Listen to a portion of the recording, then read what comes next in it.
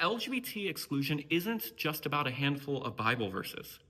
It's about the entire architecture of traditional Christianity, the way it defines God, the way it understands the Bible, the way it understands humans and morality.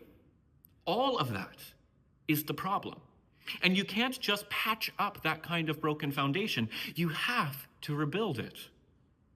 And this is the heart of the divide, the two different paths that many queer Christians are taking these days.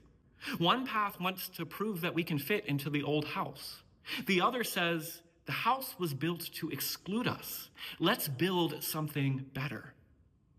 Where traditionalist affirming theology says, we belong here too, queer theology says, maybe here isn't good enough for anyone. It's not just about making room at the table. It's about questioning the table itself.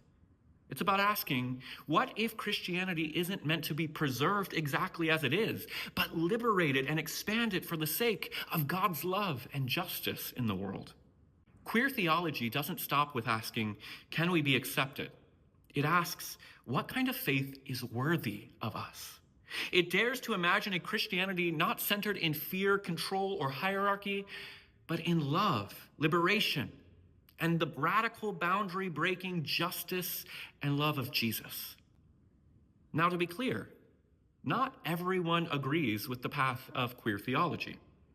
Some LGBT Christians today, especially those working from the traditional frameworks, think that this movement for queer theology is dangerous, that it proves conservatives are right about their so-called slippery slope. I understand that change is hard, especially when so many have fought just to be tolerated in the first place. But let's be honest, the slippery slope isn't the problem. The problem is a Christianity that is so fragile that it crumbles under the weight of honest inquiry. The problem is a theology so brittle that it demands conformity instead of compassion. The work ahead isn't about persuading the old gatekeepers to unlock the doors. It's about creating spaces where there aren't gates at all.